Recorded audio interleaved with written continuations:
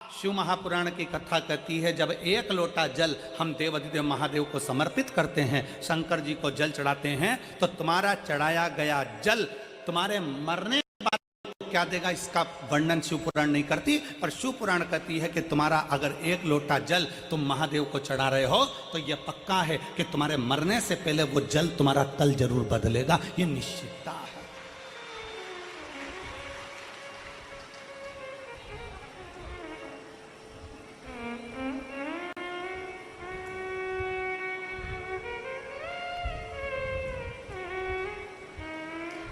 वो जल तुम्हारा कल बदल सकता है।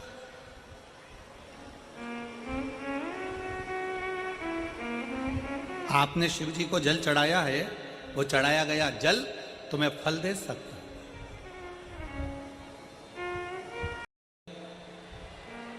आप बहुत भीड़ है तो लोग आपको धक्का देंगे, धक्का मारेंगे। उसी तरह भीड़ में लोग जैसे धक्का मारते हैं, उसी तरह जब हमारा पाप बहुत बढ़ जाता है, बहुत पाप बढ़ जाता है, तो वो पाप भी पुण्य को धक्का मारता है कि तू यहाँ से हट जा। हमारा पाप पुण्य नहीं करने देता, पाप पुण्य को प्रबल नहीं होने देता, पाप पुण्य को धक्का मारकर एक और कर देता।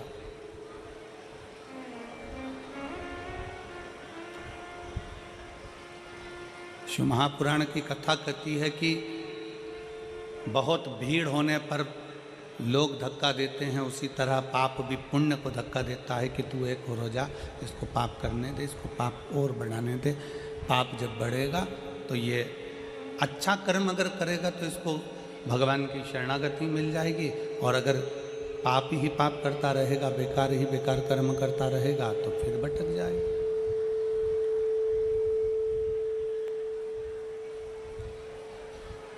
फिर पुनः भटक जाएगा। तो शिव महापुराण की कथा कहती है, जिससे भीड़ धक्का देती है, बहुत भीड़ होने पर धक्का लगता है, उसी तरह शिव महापुराण की कथा कहती है, जब हम भगवान शंकर को एक लोटा जल समर्पित करते हैं, शिव जी की अविरल भक्ति को धारण करते हैं, शंकर भगवान के भजन में हम डूबे रहते हैं, श्री शिवाय नमस्तुभ्यम हम जपते रहते हैं, भगवान शंकर का गुणगान करते रहते हैं, तो भगवान शिव भी हमें उन्नति की ओर बढ़ाने के लिए, आगे बढ़ाने के लिए एक थोड़ा सा धक्का मार ही देते हैं और हम उन्नति की सीढ़ी पर चढ़ ही जाते हैं।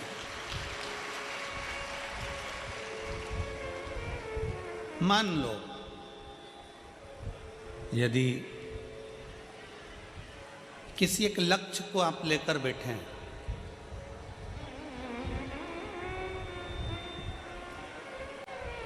बाबा हमारा ये काम कर देना, बाबा हमारा ये कार्य पूर्ण कर देना, बाबा हमारा ये कार्य पूर्ण कर दीजिए, बाबा ये हमारा काम है, आप पूरा कर देना, आप ये कृपा कर देना, आप ये दया कर देना, आप ये करुणा कर देना। शिव महापुराण की कथा कहती है, अगर आपका वो कार्य नहीं हुआ, मान लो तुमने मेहनत भी करी, सब कुछ करा, खूब मेहनत कर कर तुम आगे भी बढ़ गए, सब कुछ हो गया, और तुम्हारा वो कार्य जो तुमने सोचा था वो नहीं हुआ, तो भगवान शंकर को उसके लिए भी धन्यवाद देना।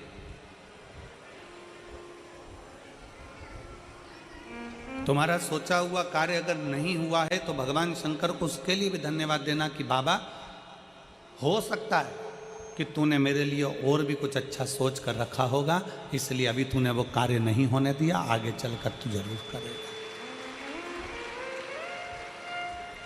हम ये विचार ना करें, हम हमारे मन में ये भाव उत्पन्न ना करें, हमारे मन में ये विचार लेकर ना आए, हमारे मन में हम ये भाव लेकर ना आए कि बाबा ने हमारी नहीं सुनी या बाबा ने हमारे लिए कार्य नहीं किया ना।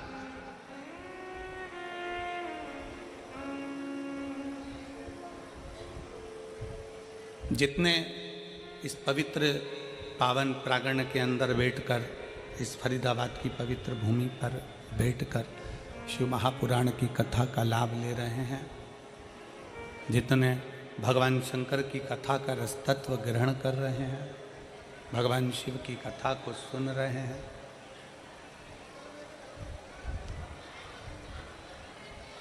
आप अपने मन में एक भाव लेकर आओ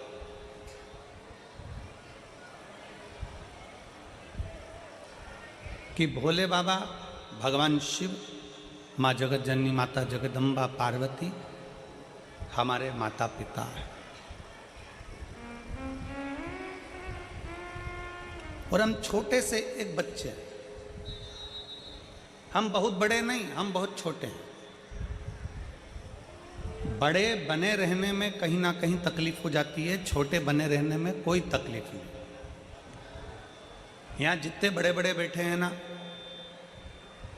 जितने यहाँ पर बड़े बड़े अधिकारी बैठे हों, फैक्ट्री के मालिक बैठे हों, जितने पदाधिकारी गण बैठे हों, जितने 2-4 मकान, बंगला, गाड़ी, जमीन, जायदाद के खूब पैसे वाले भक्त बैठे हों, तो उनसे पूछना कि एक साधारण सा भक्त और एक धनपति, दोनों में क्या अंतर है?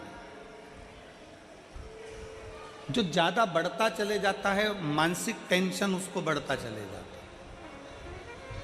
जो साधारण है, एकदम छोटे से मकान में रह रहा है, अपनी ज़िंदगी मस्त होकर जी रहा है, 2 रोटी प्रेम की खा रहा है, गाड़ी है, धर्मपत्नी, बच्चे अच्छे से पढ़ाई भी कर रहे हैं, सब कुछ अच्छी ज़िंदगी जी रहा है, उसको कोई टेंशन नहीं, वो अपना जीवन जी रहा है।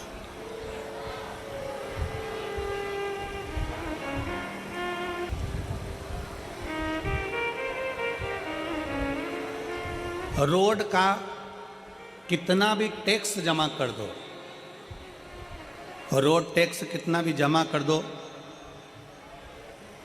पर रोड पर रह नहीं सकते।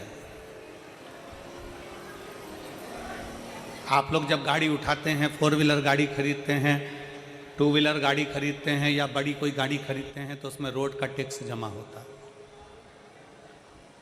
रोड का टैक्स कितना भी जमा कर दो, पर आप रोड पर रह नहीं सकते।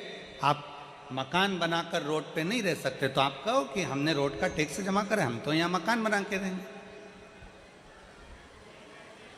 हमने रोड का टैक्स जमा करा है, हम तो यहाँ बीच रोड पे हमारी गाड़ी खड़ी करके हम तो यहाँ 4 घंटे तक, 8 घंटे तक, 10 घंटे तक, 12 घंटे, 24 घंटे खड़े रहे। नहीं, रोड का कितना भी टैक्स जमा कर दो, पर रोड पर तुम रह नहीं सकते। उसी तरह परिवार, कुटुंब, कबीला और दुनिया के लिए तुम कितना भी कर दो, पर तुम्हें कोई अच्छा कहने वाला नहीं मिलेगा। आखिरी में तुम्हें ताने सुनना ही पड़ेगा।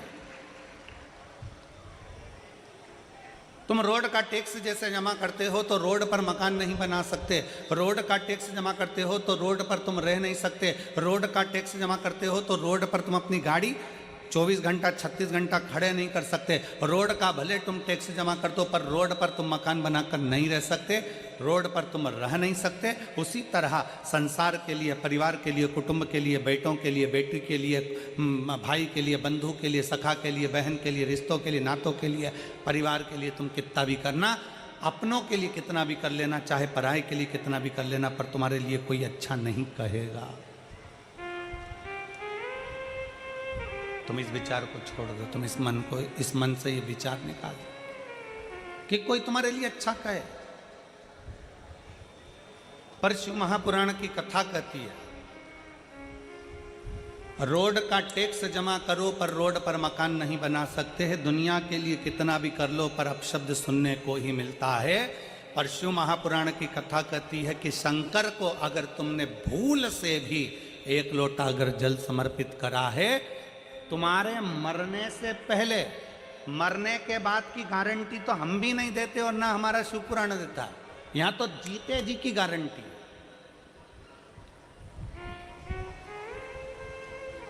कई लोग कहते हैं कथा सुनोगे तो बैकुंठ चले जाओगे, बैकुंठ में तुम्हारा निवास होगा। हमने अपनी व्यासपीठ से आज तक नहीं कहा कि तुम बैकुंठ जाओगे कि नरक जाओगे, क्योंकि हम खुद भी जाकर देख के नहीं आए। तो तुमको काहे को बोले कि तुम बैकुंठ जाओगे कि नरक जाओगे? और जो तुमसे कहे कि बैकुंठ जाओगे कि नरक जाओगे चर्चा करे, तो तुम उनसे कह देना महाराज जी घूम कर आए हो क्या, ऊपर देख कर आए हो क्या? जो गया वो कैसे बता सकता है कि बैकुंठ गया कि नरक गया? तो बैकुंठ और नरक की चर्चा वेद व्यास जी ने शिव महापुराण में नहीं करी। बैकुंठ और नरक की चर्चा मेरे वेद व्यास जी वर्णन नहीं करते। मेरे वेद व्यास बाबा शिव महापुराण के 24,000 श्लोक में 12 खंड में इन संहिताओं के अंतर्गत, इन लीलाओं के अंतर्गत भगवान शंकर की गणना कर कर कहते हैं कि पूरा स्वर्ग और पूरी नरक इसी पृथ्वी पर है। पौधे किस किस के यहां लगे हैं? पौधे, गमला, काय का भी पौधा लगा है, लगा तो है तुम्हारे घर में? पौधे जिन जिन के यहां लगे हैं, रोज पानी देते हो कि नहीं देते हो? जम के बोलो जरा, जम के देते हो। फल रोज आते हैं क्या उसमें? जम के बोलो। नहीं। फूल रोज आते हैं क्या उसमें? नहीं। फल भी समय पर आएंगे, फूल भी समय पर आएंगे। कर्तव्य तुम्हारा है कि पौधे में रोज पानी देना है।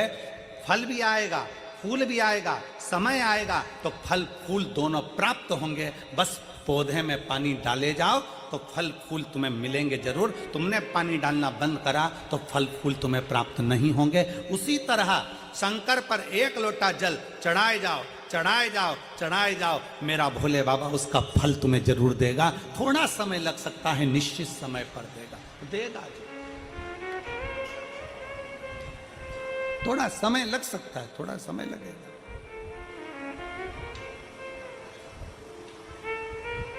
और शंभु शरने पड़ी मांगू घड़ी रे दुख काटो दया करीने दर्शन शंभु शरणे मांगू घड़ी रे दुख काटो दया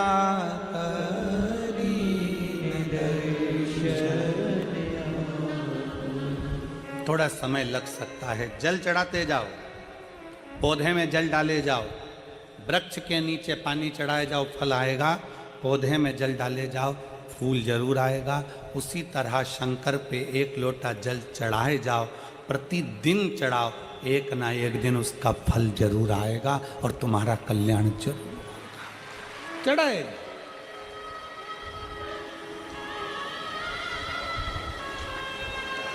कोई जल्दी बनता है, कोई लेट बनता है। शंकर को जल चढ़ाने वाला एक दिन सेठ जरूर बनता। थोड़ा समय लग सकता है, थोड़ा आगे पीछे हो सकता है, थोड़ा समय आगे पीछे होगा, पर होगा जरूर।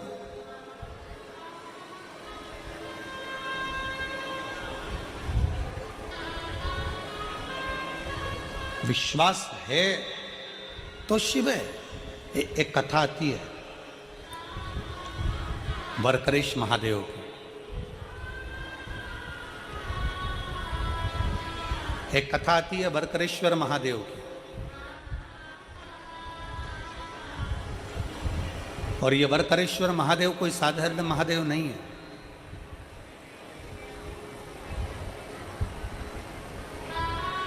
एक बड़ा सुंदर सा चरित्र आता है।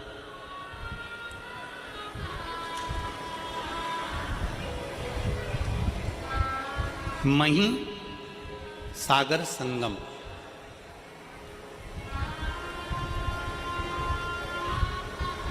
दुनिया का एक ऐसा तीर्थ मही सागर संगम, जहाँ पर मही नदी सागर में जाकर मिलती है,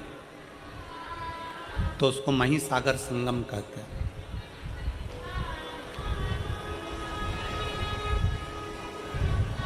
ये वो मही नदी जिसको गंगा, यमुना, सरस्वती, कावेरी, छिपरा, सरयू, मंदाकिनी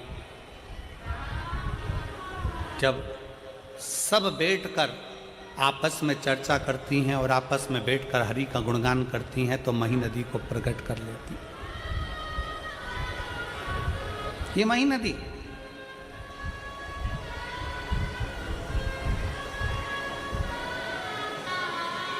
मध्य प्रदेश से निकलती हुई, राजस्थान से होती हुई सागर में जाकर मिल जाती है, सागर में पहुंच जाती है। जहां पर सागर से उसका संगम हुआ है उसे महिसागर कहते हैं, महिसागर संगम। एक ऐसा तीर्थ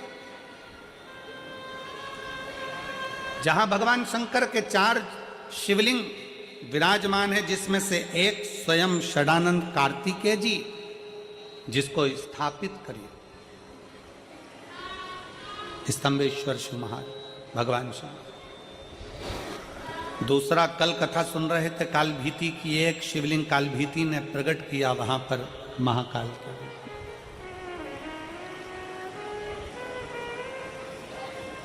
एक स्वयं सिद्धनाथ के रूप में, सिद्धेश्वर के रूप में प्रकट किया, और दूसरा है वरकरेश्वर महादेव। कभी जिंदगी में अगर मौका मिले तो मही संगम एक बार जरूर जाएं और मही संगम का दर्शन करें। वरकरेश्वर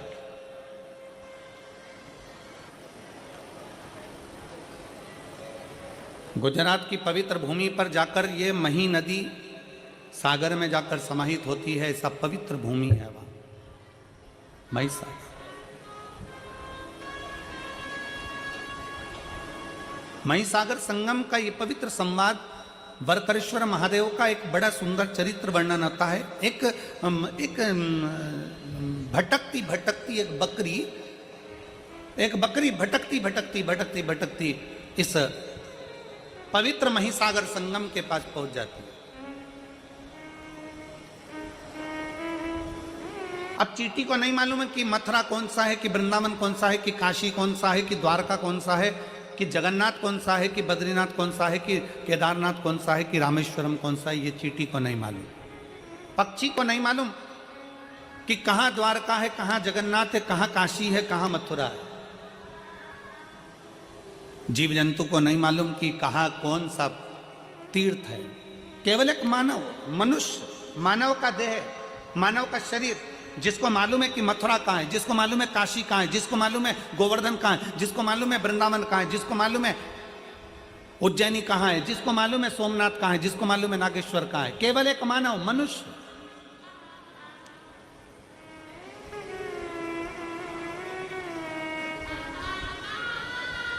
कभी तुमने कहीं सुना है, लाखों की संख्या में आप लोग बैठे हो और लाखों करोड़ों की संख्या में आस्था चैनल पर लोग इस कथा को श्रवण कर रहे हैं, शिव भक्त इस कथा को सुन रहे हैं, और लाखों की संख्या में लोग इसको फेसबुक यूट्यूब पर कथा श्रवण कर रहे हैं। 5 दिन की ये फरीदाबाद की शिव महापुराण की कथा, लाखों करोड़ों भक्त देश में और विदेश में बैठकर इस कथा को सुन रहे हैं। कभी किसी ने सुना कि गाय को ले जाकर तीर्थ कराओ, कभी किसी ने सुना चींटी को ले जाकर तीर्थ कराओ, कभी किसी ने सुना कि कुत्ते को ले जाकर तीर्थ का स्नान कराओ, कभी किसी ने सुना पशु को ले जाकर तीर्थ का स्नान कराओ, कभी किसी ने सुना कि पक्षी को तीर्थ का स्नान कराओ। केवल सुनने में मिलता है तो केवल इतना मिलता है कि मनुष्य इस तीर्थ में जाकर स्नान करे। मनुष्य, मानव शरीर, ये मनुष्य जाए और तीर्थ का दर्शन करे, मनुष्य जाए और तीर्थ में स्नान करे। क्यों? क्या चींटी के लिए तीर्थ नहीं है? क्या चींटे के लिए तीर्थ नहीं है? क्या पशु के लिए तीर्थ नहीं है? क्या पक्षी के लिए तीर्थ नहीं है? केवल एक मनुष्य के लिए क्यों लिखा कि मानव तीर्थ में जाए?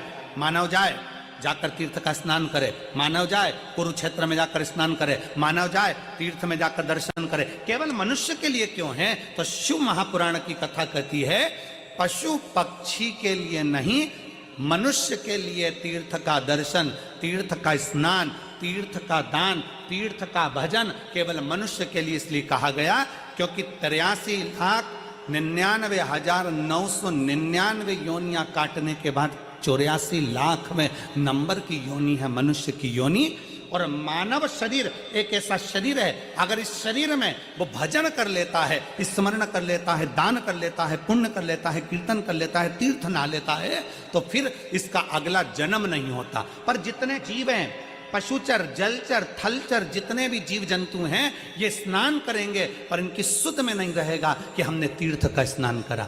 गाय को नहीं मालूम, पशु को नहीं मालूम, कुत्ते को नहीं मालूम, पक्षी को नहीं मालूम कि हमने तीर्थ का स्नान करा, पर मनुष्य को मालूम है कि मैंने तीर्थ का स्नान करा है। तीर्थ का स्नान करा है तो वो मरने के बाद भी ऊपर जाकर भी यमराज के सामने जाकर खड़े होकर कह सकता है कि मैंने कुरुक्षेत्र का स्नान करा था, मैंने यमुना का स्नान करा था, मैंने गंगा का स्नान करा था और तूने मुझे नरक में पटक दिया। वो ऊपर जाकर भी कह सकता है, वो जीवात्मा वहां पर भी बोल सकती है कि मैंने तीर्थ का स्नान करा था।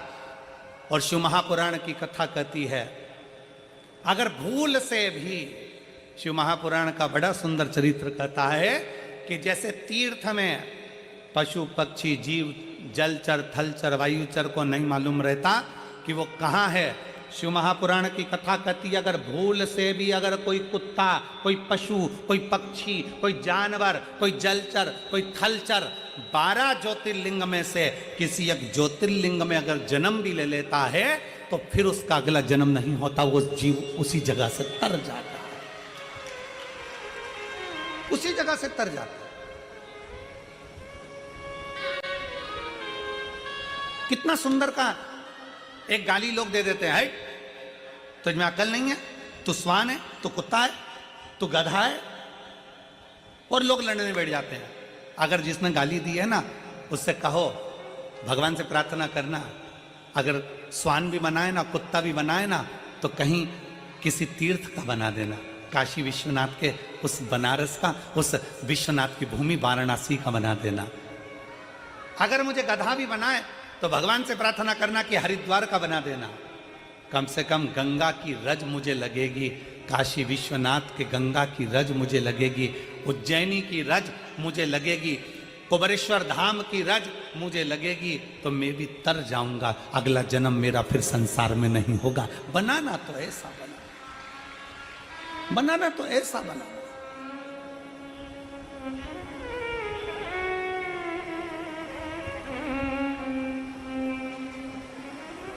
और शंभु शरणे पड़ी मांगू घड़ी रे घड़ी, दुख काट दया करीन दर्शन पाको, शंभु शरणे पड़ी मांगू घड़ी रे दुख काटो दया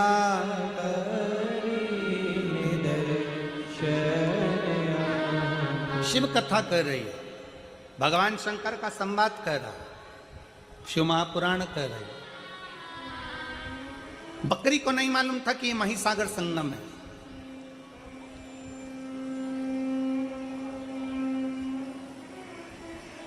आप लोग कहेंगे गुरुजी आज की कथा कहाँ से बोल रहे हैं, तो स्कंद पुराण कुमारी खंड से आज की कथा को लिया है। स्कंद पुराण का ये पवित्र चरित्र शिव महापुराण के अंतर्गत स्कंद पुराण का ये छोटा सा भाव लिया गया। कोई तुमसे पूछे ये महिसागर की कथा गुरुजी कहाँ से लेकर आ गए, ये सुंदर बरकरेश्वर महादेव की कथा कहाँ से लेकर आ गए, तो महिसागर संगम कथा स्कंद पुराण कुमारी खंड से बोली जा रही। एक बकरी, उसको नहीं मालूम बकरी को तीर्थ क्या है, बकरी को नहीं मालूम कि क्या धाम है, बकरी को नहीं मालूम कि कहां।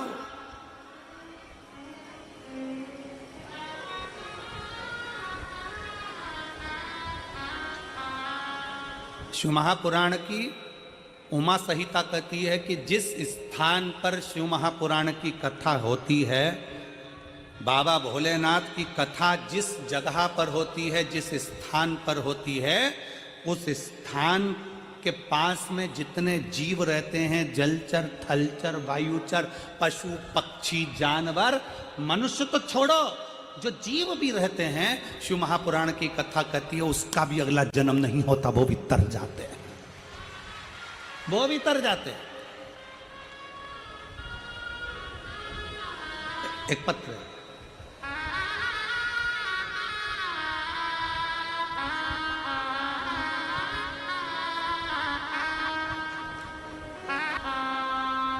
मैं हरियाणा की, ये क्या लिखा है,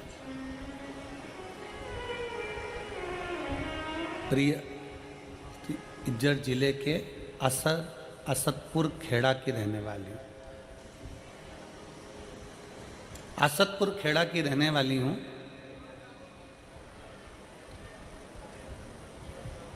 मैं 3 साल से ये पत्र जिसने दिया है, राम जी का फोटो बना है, जिनने दिया है वो अगर बैठी हो तो हाथ हिला सकती है।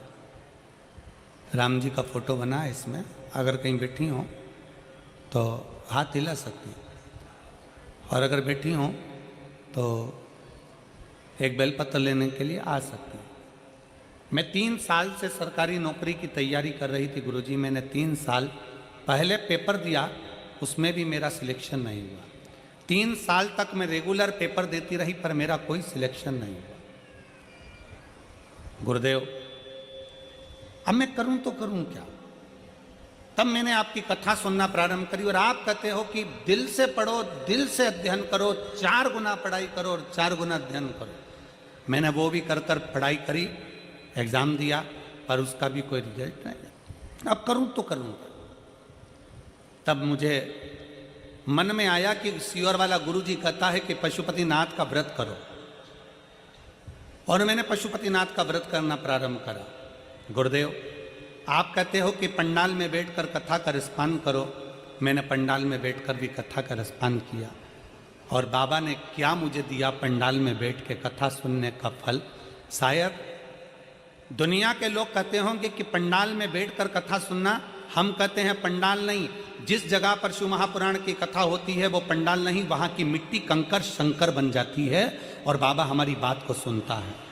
गुरुदेव, हमने कथा सुनना प्रारंभ करी, पंडाल में बैठकर पशुपतिनाथ का व्रत किया, और बाबा की कृपा से जो 3 साल पहले मैंने एग्ज़ाम दिया था, उस 3 साल पहले के एग्ज़ाम का रिजल्ट आ गया, और बाबा की कृपा से मैं हरियाणा पुलिस में भर्ती हो गई। मैं बाबा को यहाँ धन्यवाद देने के लिए आई हूँ।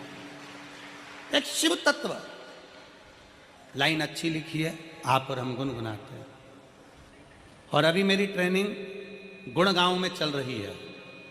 खाली ना जाता कोई दर से तुम्हारे, खाली ना जाता कोई दर से तुम्हारे, मैं भी खड़ी हूँ नंदी बाएं पसारे, अपने से लगा लो,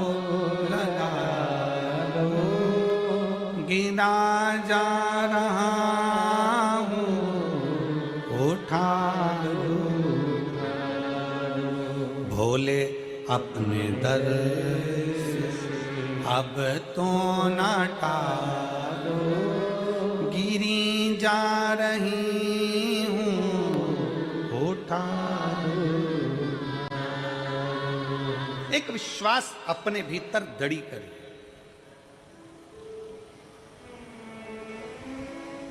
एक भरोसा अपने भीतर दड़ी करिए। एक जीव जंतु को नहीं मालूम कि हम कहां पर हैं, एक पशु को नहीं मालूम कि हम कहां पर, एक पक्षी को नहीं मालूम कि हम कहां पर हैं।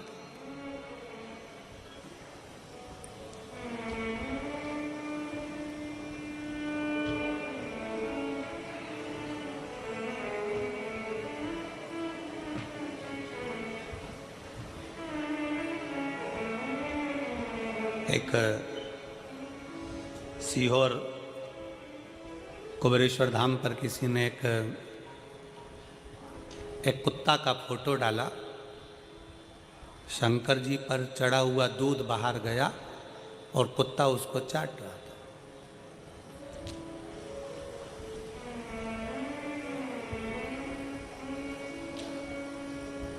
फोटो डालकर उसने लिखा कि गुरु जी से कहना कि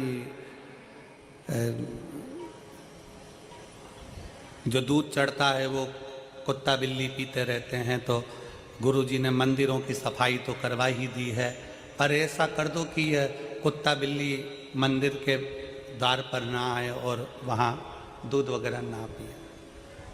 अब वो पत्र हमको वो मैसेज कहा, गुरुजी ये मैसेज आया। मंदिर की सफाई तो आप करा ही देते हो, मंदिर में तो खूब दिया बत्ती लगने लगा, मंदिर में लोग जाने लगे, पर ये चढ़ा हुआ दूध कुत्ता पी रहा है, ये अच्छी बात है। तो जिसने वो मैसेज भेजा था, बहुत पहले की बात है, हम उनसे कहेंगे आपका चढ़ाया गया दूध, शिव पर चढ़ा हुआ जल आप और हम पीते हैं तो बाबा की कृपा आप और हम पर हो जाती है। अगर वो चढ़ा हुआ दूध किसी स्वान ने पी लिया, कुत्ते ने पी लिया, तो उसकी भी तो जिंदगी संवर गई है, उसका भी तो जीवन संवर गया। मेरे शंकर भगवान का एक नाम है पशुपति नाथ। शिव केवल तुम्हारे ही नहीं, शिव केवल सीवर वाला महाराज का नहीं, शंकर भगवान केवल तुम्हारे नहीं, शंकर भगवान केवल मनुष्य के नहीं, शंकर भगवान तो पशु के भी देव हैं, इसलिए उसको पशुपति नाथ कहते हैं।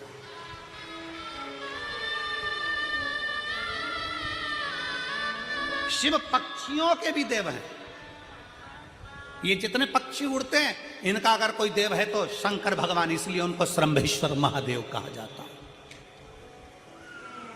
पक्षी का रूप रखकर भगवान शंकर ने, भगवान नारायण नरसिंह बनकर आए थे और बहुत गुस्सा कर रहे थे, तो पक्षी का रूप रखकर शंकर भगवान ने अपने पंजे में उनको पकड़ा और ले जाकर बद्रीनाथ में अलकनंदा नदी में उनको डाल दिया, नरसिंह भगवान को। इसलिए आज भी जहां पर ताप्ती कुंड है, गर्म पानी जहां पर आता है, उसके नीचे देखोगे तो एक बड़ी सी शिला मिलेगी, वो नरसिंह शिला है। वहां के पंडा जी को पूछना कि नरसिंह शिला कहाँ है तो बता देंगे।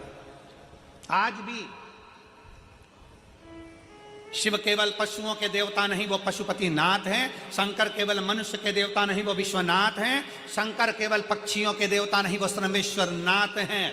शंकर भगवान जीव और जंतु के भी देवता हैं। शंकर भगवान एक बकरी एक बकरा का भी देव है, उसका नाम बकरेश्वर महादेव है। कोई साधारण है शंकर? पीपल देव का भी देव है महादेव, इसलिए नाम पड़ गया पिपलेश्वर महादेव। बड़ के वृक्ष का भी देव है महादेव, तो बटकेश्वर महादेव। ऐसा कौन सा देव है जो शंकर की शरणागति में नहीं है? ऐसा कौन देव, ऐसा कौन पशु, ऐसा कौन सा पक्षी, ऐसा कौन सा जानवर, ऐसा कौन सा जीव जो शंकर की शरणागति में नहीं है? आप और हम शिव को भूल जाते हैं, छोड़ देते हैं। जगत गुरु शंकराचार्य जी कहते हैं, शंकर भगवान को पकड़ने वाला, शंकर भगवान को एक लोटा जल चढ़ाने वाला, जगत गुरु शंकराचार्य जी कहते हैं शंकर की भक्ति करने वाला, शिव को भजने वाला, अगर भूल से भी शंकर को छोड़ देता है, पर शंकर भगवान अपने भक्त को कभी नहीं छोड़ते अंतिम श्वास तक। शिव नहीं छोड़ते अंतिम श्वास तक, शंकर नहीं छोड़ते आखिरी श्वास तक।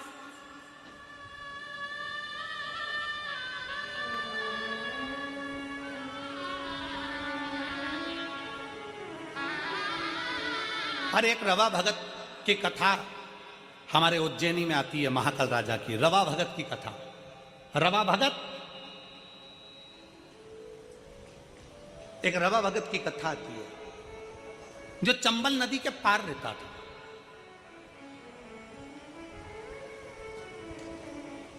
अब चंबल नदी के पार रहता था रवा भगत, और वो शंकर को बड़ा भजता था।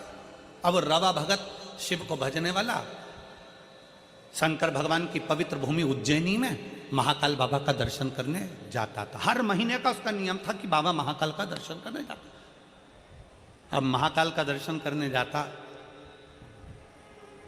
कभी तो उसको डाकू लूट लेते, कभी उसका पूरा धन छुड़ा लेते। रवा भगत शिव जी का नाम लेते हुए महाकाल महाकाल जय श्री महाकाल, जय श्री महाकाल, जय श्री महाकाल बोलता बोलता चले जाता। कई साल निकलते चले गए, कई साल। उज्जैनी जाए, अवंतिका जाए, छिपरा नहाए, महाकाल का जल चढ़ाए और महाकाल का दर्शन कर।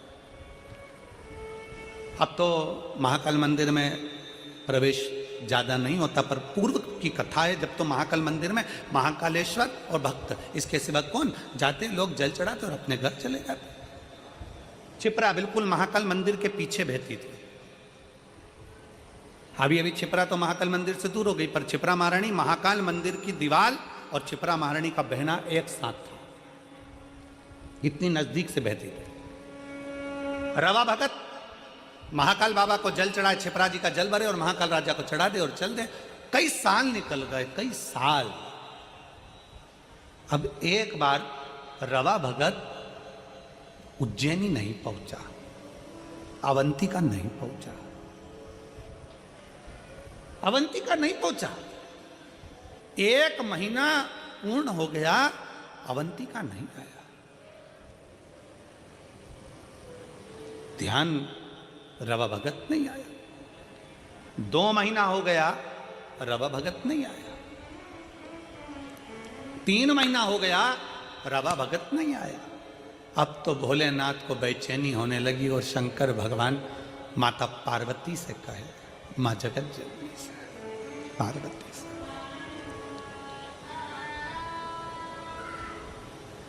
उज्जैन कौन कौन गया है? सब गए हो? रखो। शंकर जी के मंदिर में पार्वती जी हमेशा बैठी रहती है। उज्जैन महाकाल के मंदिर में पार्वती जी बैठी नहीं है, खड़ी हुई है। करें दर्शन आप लोगों ने? जम के तो बोलो, करें ना? पार्वती जी खड़ी। शिव बोले रवा भगत के लिए, पार्वती हर महीने मेरा भगत आता था, रवा भगत आ नहीं रहा। चंबल के पार रहता है, हो सकता है कहीं डाकुओं ने उसको कुछ त्राड़ दे दिया हो, तुम जाओ देखो क्या। पार्वती जी दौड़कर रवा भगत के यहाँ पहुंची और रवा भगत के यहाँ बूढ़ी का रूप रखकर उन्होंने क्या देखा कि रवा भगत के यहाँ तो खाने के भी लाले पड़ रहा है, खाने के लाले। क्यों? रहा नहीं गया। हाथ जोड़कर माता पार्वती जी ने रवा भगत से कहा, भगत जी, ओ भगत जी, पूरे नगरी में कोई दयालु दयार नहीं है, पूरी नगरी में कोई दानी नहीं है, मुझे भूख लगी है, तुम्हारे यहाँ रख लोगे? मेरा कोई है नहीं, मुझ बूढ़ी को तुम कृपा कर दीजिए, अपने रख लीजिए। रवा भगत ने कहा, माता जी आप मेरे यहाँ रहो, मना नहीं है, पर दिक्कत केवल इतनी सी है, मैं थोड़ा सा भी जोड़ कर रखता हूँ, डाकू आक्रमण करते हैं और मेरा पूरा गांव छोड़कर मेरे घर में आक्रमण कर कर मेरा खाने तक का अनाज ले जाते हैं। मेरी पत्नी भी भूखी, मैं भी भूखा, मेरे बच्चे भूखे, तुम क्या करोगे? क्या खाओगी तुम? क्या खाओ? पार्वती जी ने कहा, मुझे यहां रहने दो, मुझे भी तो देखना है कि क्या हो रहा है।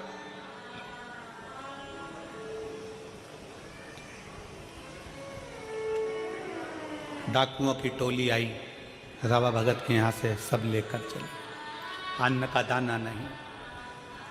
थोड़े दिन होता फिर डाकुओं की टोली आती, रवा भगत के यहाँ से फिर लेकर चले गए।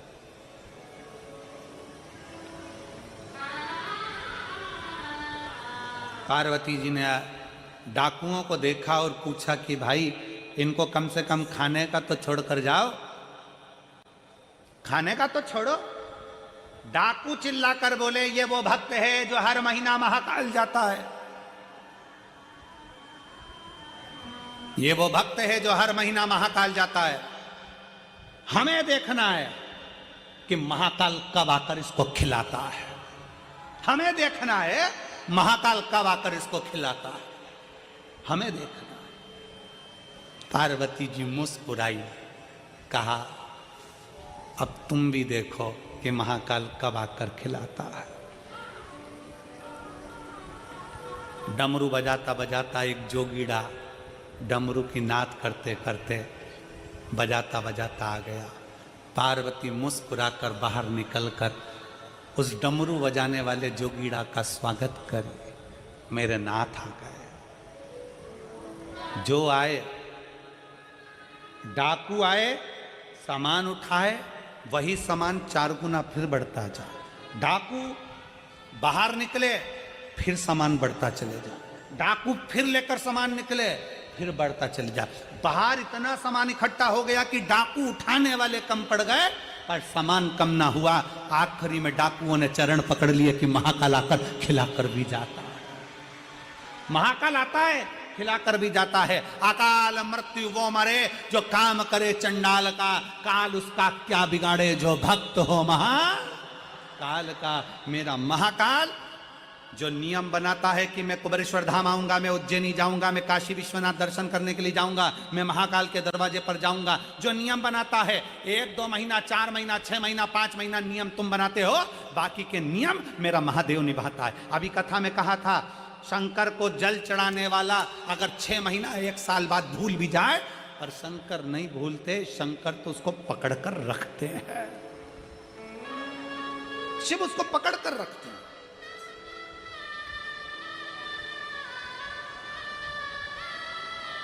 आप में से कितनी माताएं जिन्होंने ये सुना होगा कि कुल देवी की पूजन नहीं करो तो रुष्ट हो जाती है?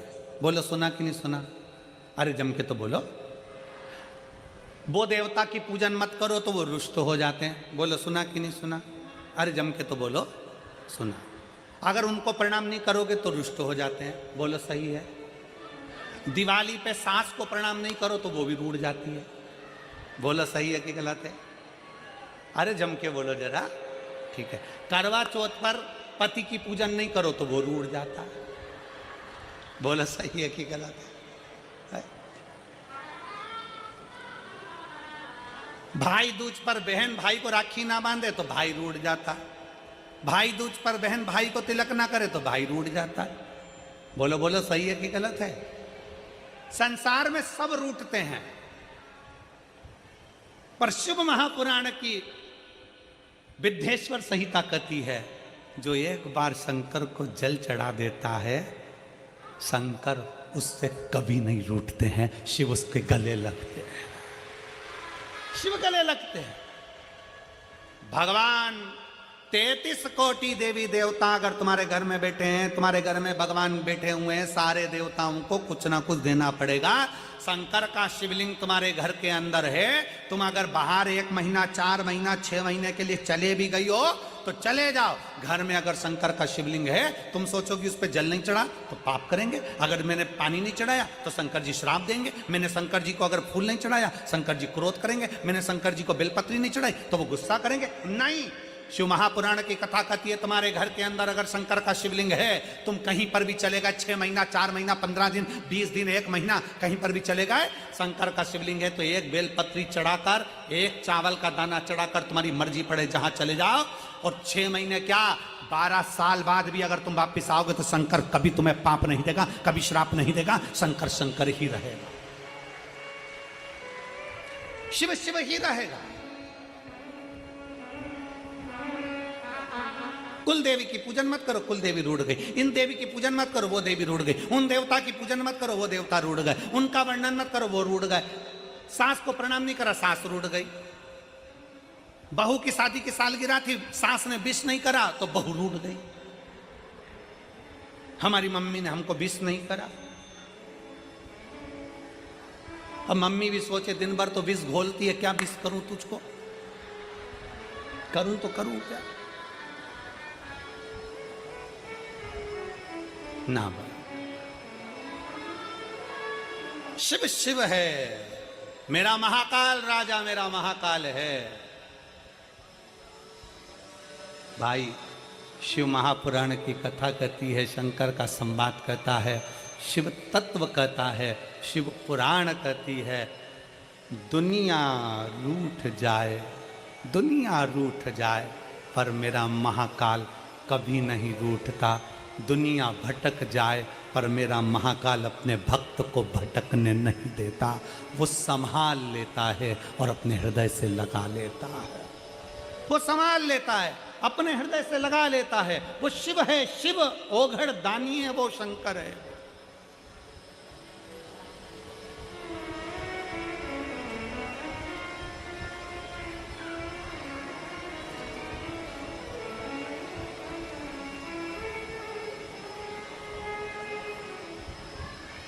वो साधारण नहीं है, उसको पहचानना कठिन है।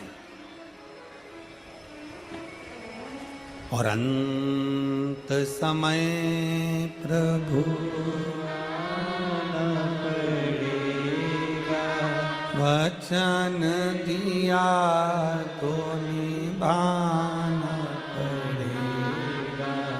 आए ना आए प्रभु कुटुंब कबीरा, अंत समय प्रभु आना पड़ेगा।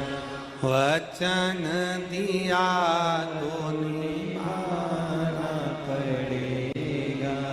अंत समय प्रभु आना पड़ेगा। वचन दिया तो निभाना पड़ेगा। दुनिया रूठ जाए, दुनिया भटक जाए, मेरा शिव तुम्हें भटकने नहीं दे सकता।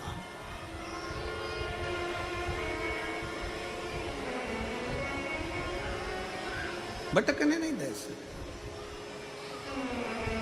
विश्वास, भरोसा, श्रद्धा हमें शिव के करीब में लेकर जाती है, शंकर के पास।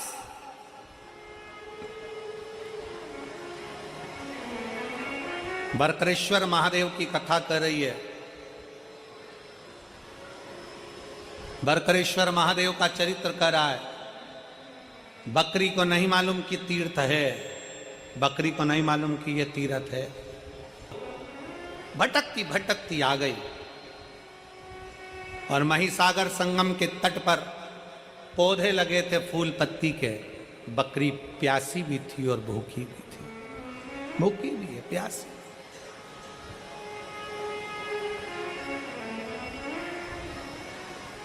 बकरी भूखी भी है और प्यासी भी है।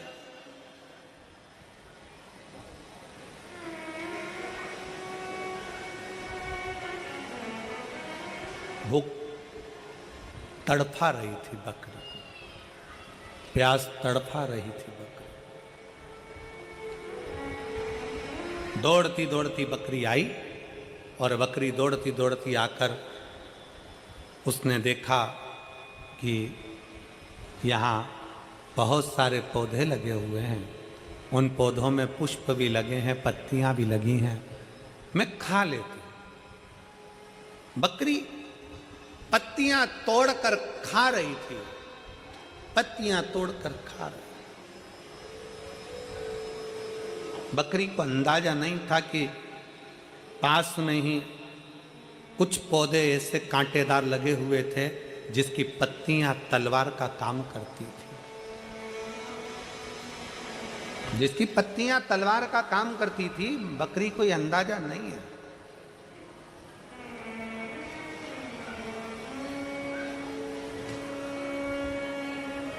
बस बकरी ने पत्तियां खाना प्रारंभ करा।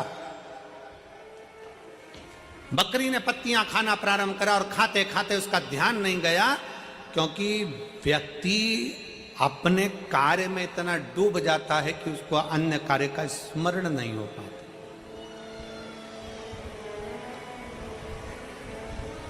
और फिर निवेदन है, अरे मत बुरे कर्म कर वरना पछताएगा। भगवान की आंखों से बच नहीं पाएगा, तू बच नहीं पाएगा। अरे ओ अज्ञानी मत करना दान, अरे ओ अज्ञानी मत करना दान।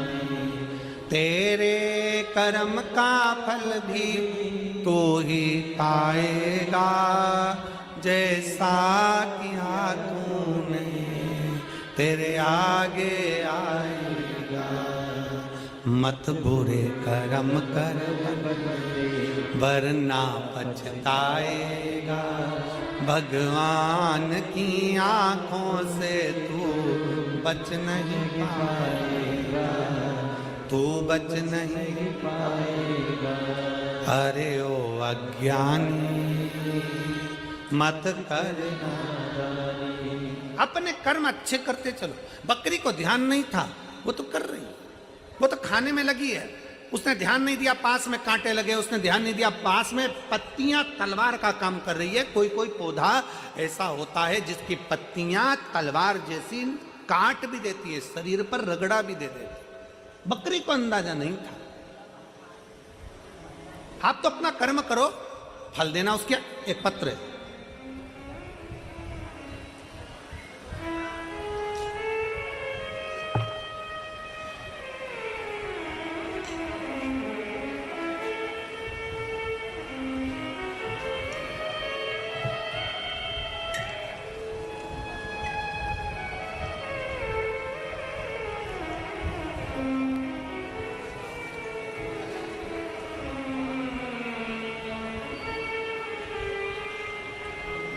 मेरा नाम सुमन पंचाल, डोली, पत्नी ब्रजेश पंचाल, स्थान जवाहर कॉलोनी, फरीदाबाद। बेटी का नाम साक्षी पंचाल, बेटा आकाश पंचाल। मेरा मोबाइल नंबर ये है।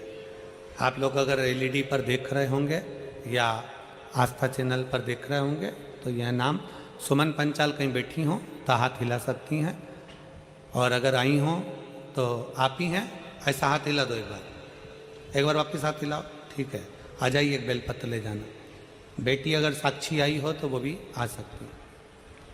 एक लोटे जल का सारी समस्या का हल। भोले बाबा का कृपा का क्या मैं वर्णन करूं गुरुदेव। मेरे बाबा ने ऐसा मेरा साथ दिया कि मैं विश्वास नहीं कर सकती। गुरुदेव 10 साल से मेरे गर्भाशय में एक रसोली थी, एक गठान थी। 10 साल से मेरे गर्भाशय में गठान थी, हमको मालूम नहीं पड़ा। समय पर मालूम पड़ा तो वो कैंसर का रूप ले चुकी थी, और कैंसर भी साधारण नहीं गुरुदेव, पूरे शरीर में फैल गया था। कैंसर कहाँ नहीं फैला, हर जगह पर फैल चुका था गुरुदेव। तब हमने हॉस्पिटल में दिखाया दिल्ली के और इलाज प्रारंभ करा। डॉक्टर ने कह दिया कि ये पूरे शरीर में फैल चुका है, क्योंकि ये 10 साल से हो रहा है। तुमने ध्यान नहीं दिया, अब करें तो करें क्या, क्या कर सकते हैं। दुखी हो गए। तब डॉक्टर ने कहा कि इसका एक काम हो सकता है कि अभी भी एक चांस से अगर इसका ऑपरेशन कर लिया जाए तो हो सकता है इसमें अंतर हो जाए। तब हमने विचार करा कि थोड़े दिन की दवाई लेकर ऑपरेशन का विचार करते हैं, और तभी हमने डॉक्टर से समय ले लिया और बाबा का पहली बार किसी के कहने पर कथा सुनना प्रारंभ करी और बाबा पर भरोसा करा। गुरुजी, आपने व्यासपीठ से कह दिया था कि डॉक्टर भी शंकर का एक रूप होता है, डॉक्टर को जरूर दिखाओ। डॉक्टर बोले जांच कराओ, जांच कराओ। डॉक्टर बोले दवाई खाओ, दवाई खाओ। गुरुजी, आप बोलते हो कि डॉक्टर शिव का एक रूप रहता है, तो हमने डॉक्टर को शंकर मानकर, डॉक्टर को हमने नमन कर कर, प्रार्थना कर कर, उनसे भी हमने श्री शिवाय नमस्तुभ्यम बुलवाकर, और डॉक्टर से कहा डॉक्टर साहब मेरे कानों के पास श्री शिवाय नमस्तुभ्यम चलने देना और मेरा ऑपरेशन कर देना। डॉक्टर भी स्वीकार करे, और डॉक्टर को शंकर का एक रूप मानकर हमने ऑपरेशन करा लिया। ऑपरेशन कराने के बाद डॉक्टर ने कहा कि शरीर में तो बहुत ज़्यादा मात्रा में फैला हुआ है, अब बाबा ही जाने और जिस पर तुम भरोसा करती हो वो जाने। हम शिव पर आश्रित हो गए। शंकर का चढ़ा हुआ जल लेकर पीना चालू कर दिया, रुद्राक्ष का जल पीना प्रारंभ कर दिया। गुरुजी, समय तो डॉक्टर ने हमको थोड़े से महीना का दिया था, पर आज बाबा की कृपा से मैं पूरी तरह से ठीक हो गई। मैं बाबा को यहाँ नमन करने के लिए आई। गुरुदेव, दूसरी बात और बताना चाहती हूँ। मेरी बेटी कभी आप पर भरोसा नहीं करती थी, कभी शंकर पर भरोसा नहीं करती थी, कभी किसी मंदिर में नहीं जाती थी, कभी मंदिर में नहीं जाती। उसने गवर्नमेंट जॉब के लिए इतने एग्जाम दिए, पर किसी एग्जाम में बेटी का नहीं हुआ। कई जगह पर बेटी ने पूछा भी, पर सबने जो जो बताया सब करा, पर बेटी का नहीं हुआ, तो उसका विश्वास खत्म हो गया। जब बेटी का विश्वास खत्म हो गया, तब मैंने अपनी बेटी से कहा कि शंकर भगवान जब मुझे रख सकते हैं तो तेरी भी गोद भर सकते हैं, तू एक बार पशुपतिनाथ का व्रत कर। मेरी बेटी कहती है मम्मी क्यों मुझे नौटंकी करने का बोलती हो, क्या होगा पशुपतिनाथ व्रत करने से, 5 दिया लगाने से, 6 दिया लगाने से क्या होने वाला है। मैंने अपनी बेटी से कहती है तू इतने साल से कर रही है प्रयास, तू एक बार पशुपतिनाथ का व्रत कर। मेरी बेटी ने पशुपतिनाथ का व्रत किया और पशुपतिनाथ का व्रत कर कर पहला व्रत जैसे ही पूर्ण हुआ, मेरी बेटी ने एक एग्जाम 2 साल पहले दिया था। बाबा की कृपा से SBI बैंक में बेंगलोर में मेरी बेटी की सरकारी जॉब लग गई। मैं बाबा को यहाँ प्रणाम करने के लिए आई हूँ और आज मेरी बेटी बेंगलोर में गवर्नमेंट जॉब कर रही है। मैं बाबा को यहाँ धन्यवाद देने के लिए आई हूँ। ये शिव तत्व है, योग घड़ी है। अजब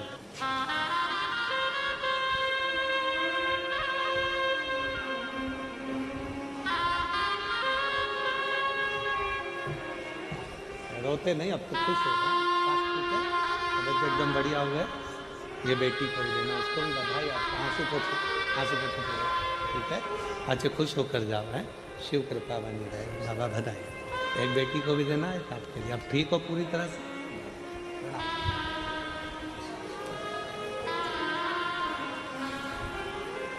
रिश्ता तेरा मेरा सबसे प्यारा, रिश्ता तेरा मेरा सबसे प्यारा।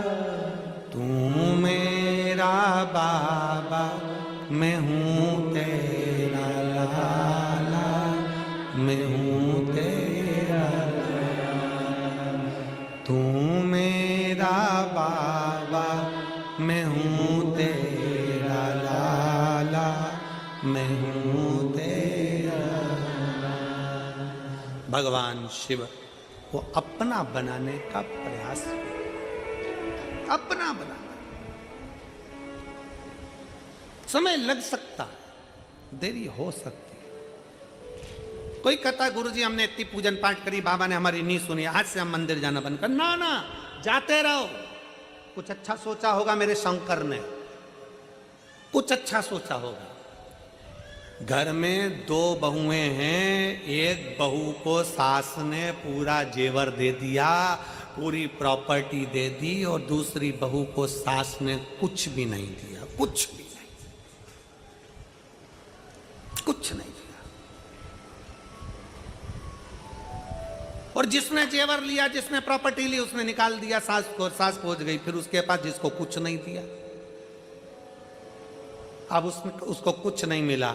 उसने अपने पापा मम्मी से कहा, मम्मी पापा से कहा, पिताजी मेरी सास को मेरी देवरानी ने निकाल कर यहाँ भेज दिया और अब मेरे पास रह रही है।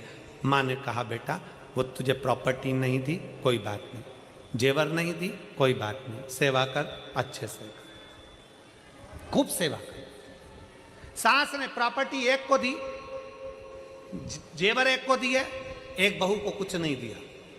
जिसने प्रॉपर्टी जेवर लिए उसके घर में महल अटारी सब बन गया। जिसके पास प्रॉपर्टी जेवर नहीं थे उसने सास की सेवा करी, सास मरकर चली गई। समय ऐसा आया कि जो प्रॉपर्टी जेवर वाली थी उसके बेटों ने कहीं शेयर मार्केट खेला, शेयर मार्केट में सारा की सारा डब्बा गोल हो गया, और जिसके घर में सास रह रही थी उसके बेटा कलेक्टर इंजीनियर बन गया।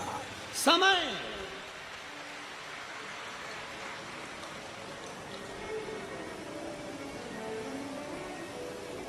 तुम्हारी नहीं सुनी ना बाबा भोलेनाथ जी ने। बाबा मैंने इतना अभिषेक करा, पूजन करा, अर्चना करी, शंकर जी ने मेरी नहीं सुनी। मैंने शंकर जी से कहा था बस एक काम कर दो, ये काम कर दो, शिव ने नहीं सुनी। अरे कुछ अच्छा सोचा होगा, मेरे बाबा कम नहीं देते, मेरा बाबा थोड़ा रुक कर देगा, अच्छा देगा और बड़ी प्रबलता से देगा।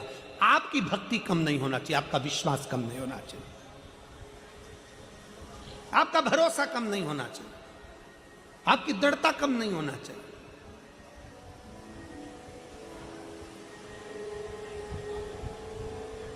बढ़ाओ अपनी भक्ति को, बढ़ाओ अपने विश्वास को। ठोकर लग रही है ना, लगने दो। गिर रहे हो ना, गिरने दो। तकलीफ हो रही है ना, होने दो। बाबा पर भरोसा रखकर एक लोटा जल चढ़ाना प्रारंभ करिए। थोड़ा अविरल भक्ति को धारण करिए, थोड़ा विश्वास को प्रबल करिए, भरोसा प्रबल करिए। और खाली ना जाता कोई दर से तुम्हारे, खाली ना जाता कोई दर से तुम्हारे। खड़ी नन्ही बाहें पसारे, अपने हृदय से लगा लो गिना जा रहा हूँ, उठा लो भोले अपने दर से अब तो ना टालो, गिरी जा रही हूँ, उठा लो। आप उसको साधने का प्रयास करें। शिव मंदिर में जाकर एक लोटा जल चढ़ाने का प्रयास करो, लोटा भर के जल नहीं हो तो 3 बार ताली बजा दिया करो। ये भी नहीं बन सके तो बम बम भोले, और ये भी ना हो सके तो शिखर का दर्शन कर लिया करो। ये भी ना बन सके घर बैठकर श्री शिवाय नमस्तुभ्यम बोल लिया करो।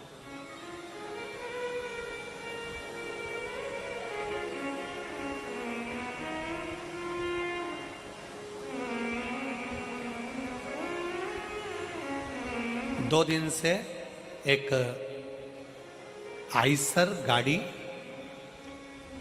आती है, उसमें पानी की बोतल रखी होती है, और पानी की बोतल की वो गाड़ी आकर जगह जगह पर बोरियां और पानी का बोतल उतार लेता है, और सब लोग फिर वो पानी बांटना चालू कर देते। 2 दिन से लगातार हो रहा है। तो समिति के जो सदस्य होते हैं इस चीज़ पर बड़ा ध्यान देते हैं। समिति के सदस्य बड़ा ध्यान देते हैं, बिटले सेवा समिति। इतने में पूछा गाड़ी वाले से, भैया ये तुम पानी की बोतल लाते हो, इतनी सारी यहाँ बांटते हो, ऐसी ही पानी की बोतल तुमने हापुड़ में भी बांटी थी, क्यों?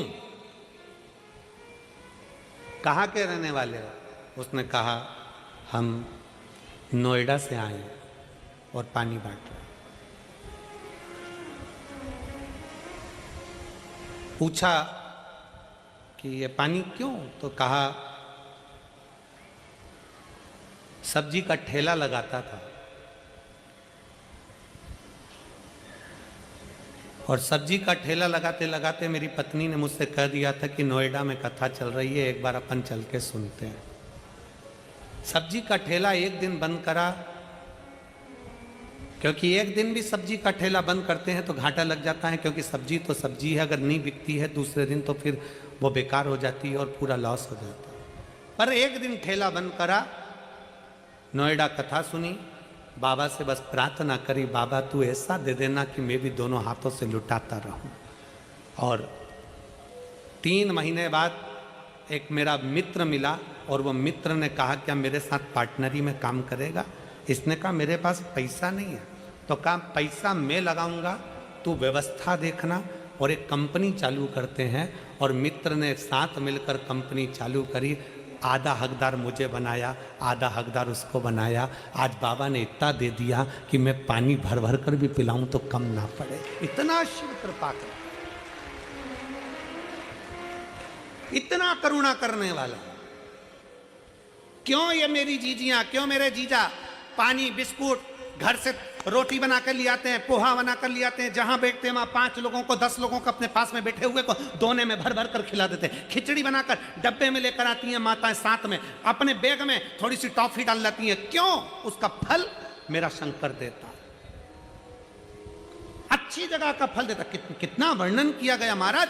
एक कसाई गाय को लेकर जा रहा है, कसाई गाय को लेकर जा रहा था, निकलते निकलते कसाई थक गया, गाय को खींच रहा था, कसाई गाय को खींच खींच कर ले जा रहा है। कसाई थक गया, थक कर देखा कि कहां जाऊं, गाय को बांध दिया पेड़ से, सामने धर्मशाला थी, उस धर्मशाला में कसाई चले गया।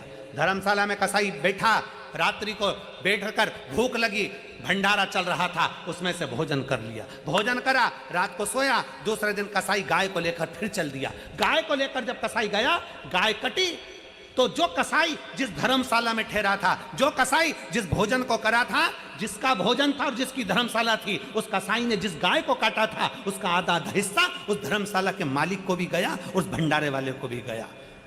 आश्चर्य में पड़ गया। धर्मशाला का मालिक जब ऊपर गया तो भगवान से कहता है मैंने तो धर्मशाला बनवाई थी, मुझे नरक क्यों डाल रहे हो? दूसरा बोला मैंने भंडारा करा था, मुझे नरक क्यों डाल रहे हो? इतने में यमराज ने कहा, धर्मराज ने न्याय देकर कहा कि वो कसाई गाय लेकर जा रहा था, उसने तेरी दी हुई धर्मशाला में विश्राम करा। शिव पुराण कहती है अगर दान करना है, किसी को अन्न का दान कराना है, पानी पिलाना है, तो इतने भक्त जब एक साथ भगवान का भजन कर रहे हैं, दान करने का स्थान होता है कि कहाँ करो।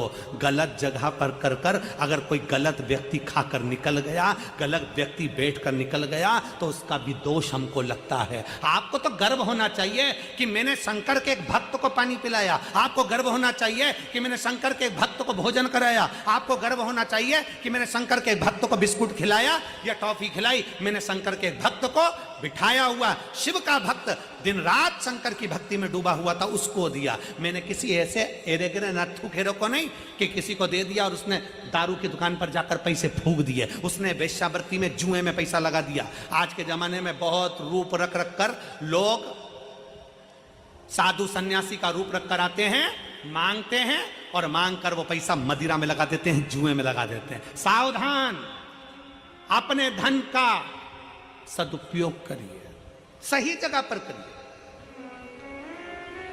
सत्कर्म की ओर बढ़िए। कोई ऐसा निर्माण भी मत करिए जिस निर्माण में अगर कोई पाप कर्म हो रहा है तो उसका लिप्तता हम पर आए। अगर कोई पाप कर्म कर रहा है तो उसकी लिप्तता हम पर आए। ना ना ना, अच्छा कर्म करिए, श्रेष्ठ कर्म की ओर बढ़े। कई बार बड़ा कर्म भोग मनुष्य को भोगना पड़ता है। बहुत कितना सुंदर कहा है, ट्रेन के अंदर लोग सफर करते हैं, एक बच्चा आता है, कपड़े उतारता है, ट्रेन में पोछा लगाने लगता है। देखा है तुम लोगों ने? अरे बोलो तो जम के, किस किस ने देखा है जरा बोलो।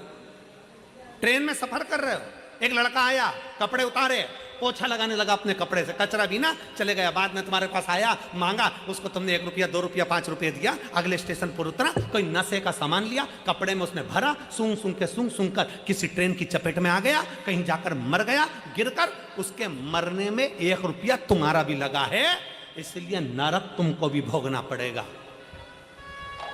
उसके मरने में 1 रुपया तुम्हारा भी लगा है, तो तुम कहोगे मैंने तो अच्छे के लिए दिया था। ना ना, जब सरकार ने लगा रखा है सफाई कर्मी, जब सरकार ने लगा रखा है सफाई करने वाला, तो तुमने उस बच्चे को क्यों रुपया दिया?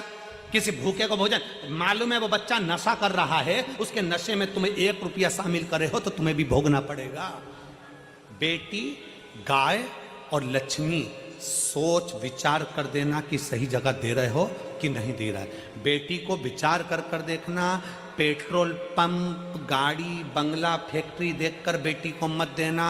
मालूम पड़े फैक्ट्री के मालिक को बेटी दे दो, और जिस लड़के से ब्याया वो लड़का दिल्ली से ही फरीदाबाद नहीं आ रहा है, मालूम पड़े वो गया वहां, मालूम पड़े गुड़गांव ही नहीं आ रहा है, नोएडा ही नहीं आ रहा है, बेटी इंतजार कर रही है, अभी तक नहीं आए, अभी तक नहीं आए, अभी तक नहीं आए, अभी तक नहीं आए। फैक्ट्री का मालिक था, पेट्रोल पंप वाला था, गाड़ी बंगला था, बेटी को ब्याह दिया धन देखकर, और बेटी रो रो के मरी जा रही है। ऐसी जगह बेटी को मत ब्याहना।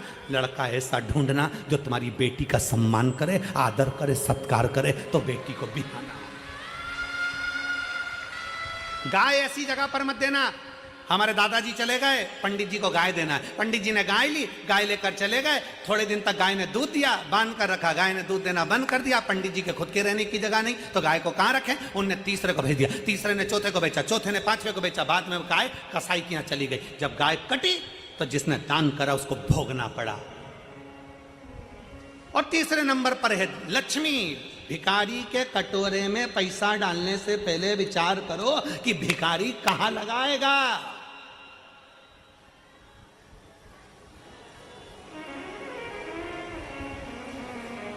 कहां लगाएगा?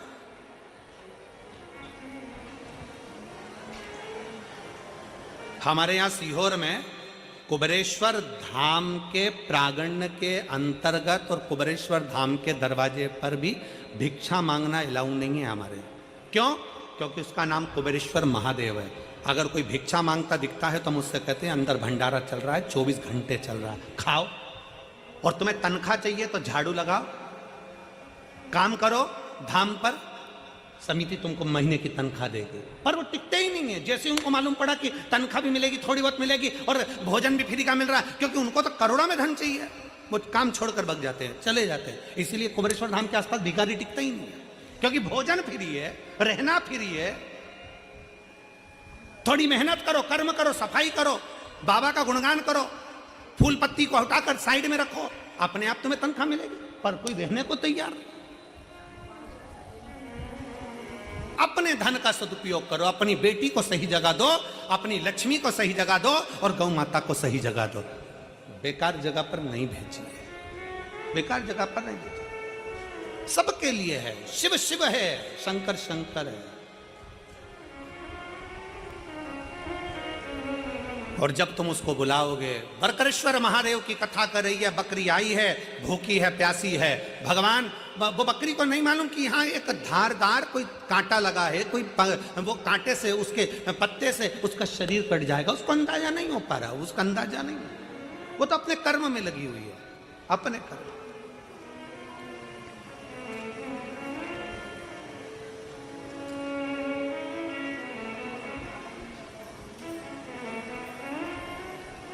चित्त हट,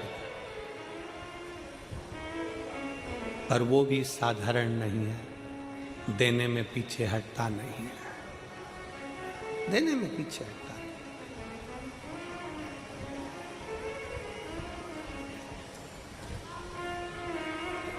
और महाराज उसकी याद, उसका स्मरण हमें सुख प्रदान कर देता, उसकी याद, उसका स्मरण।